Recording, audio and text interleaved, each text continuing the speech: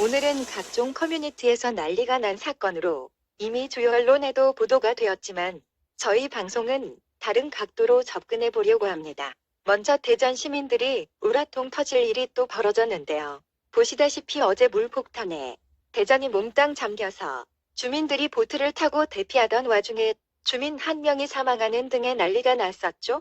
그런데 그 시각에 대전 지역구 황운하가 더불어공산당 당선자들과 모여서 폭소를 터뜨리는 장면이 SNS에 공개되어 일파만파가 되자 아프간 전쟁 때의 난리는 난리도 아닌 사건으로 기화되고 있습니다.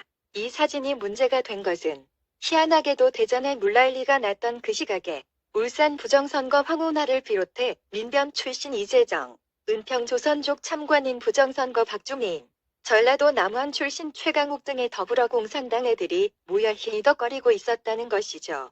사건이 커지니까 최강욱은 태북 사진의 일부를 재빨리 지우는 사퀭의 같은 민첩성을 보였고, 황운하는 본인들이 PB뉴스 보도 앞에서 웃는 모습을 스스로 찍어 올린 것도 언론과 검찰의 공격이라느니 악마의 편집이라느니 페북에서 네티즌들까지 공격하기도 하고 민망했던지 자신의 글을 여러 번 지웠다고 쳤다 생쇼를 하고 있었죠. 이런 상황에 대전 시민들은 대체 뭐 하시나요? 국민들이 악마의 편집을 하고 있다는데 주민소환해서 황운하의 모가지를 확 쳐버리세요.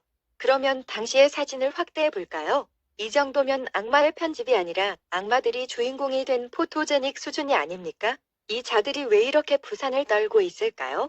간단하지 않습니까? 까딱 잘못하다가는 박원순처럼 한순간에 시체가 될 수도 있거든요. 황운하가 악마의 편집을 운운하니까 말인데요. 솔까 세월호 사건 때 어땠습니까? 하루 종일 굶고 있던 박준영 전남도지사가 먼저라면 한 그릇을 뚝딱 해치우고 난 뒤에 서남수 교육장관에게 라면 드시라고 거듭 권했다는데 라면 면발이 목구멍으로 넘어가기도 전에 이때다 싶어서 자익 언론사가 사진 찍어서 날리고 그 사진으로 황제라면이니 뭐니 선동하여 교육장관 모가지 날렸잖아요.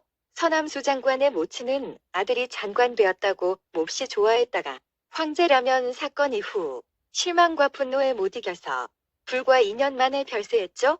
노무현 정권 때의 사람을 박근혜가 인재등용 차원에서 발탁했는데 좌익이 자익을 잡아먹은 참 기가 막히는 사건이 아닙니까?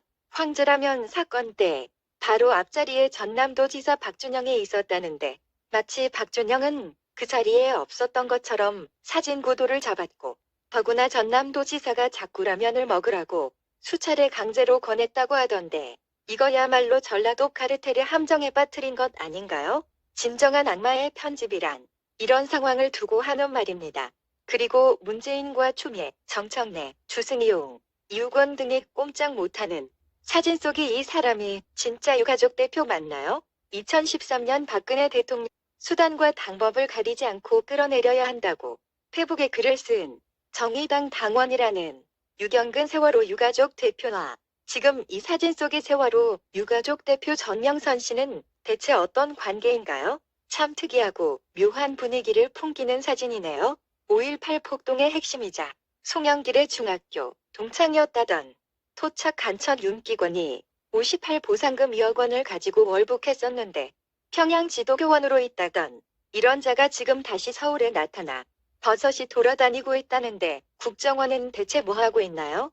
며칠 사이에 국민의 투표 성향마저 바꾼 부정선거로 180석 먹었다고 국민 혈세로 월급 받는 국회의원들이 국가안보까지 망쳐먹고 국민이 물난리를 겪든 말든 첫 웃고 자빠져 놀아도 되는 겁니까? 문재인이 세월호로 박근혜를 씹으며 모든 것은 국가사령탑 책임이고 국가 운영에는 한치의 실수도 있으면 안 된다고 했는데 뻘 니들이 막상 정권 잡고 해보니 어떠냐? 사전투표 조작으로 공짜로 얻어쳐먹은 가짜 국회의원이라고 하늘 같은 국민을 우습게 알고 시방 막 나가는 거냐?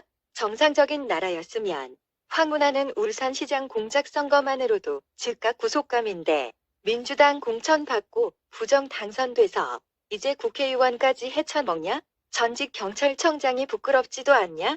전라도 김제 출신의 이스타항공의 이상직도 문재양 사위랑 연관되어서 임금 체불 200억 넘기면 진작에 구속감인데 더불어공산당 공천 받고 지금 국회의원 배지까지 달고 쳐돌아다니고 있네. 더불어공산당은 범죄를 저지르면 모두 국회의원 시켜주는 거냐? 이거 하나라면 그런양 하겠는데 위안부 할머니 장례식장에서 엄지척하는 송영길과 손예원, 더불어 딸 치산들은 대체 뭐냐?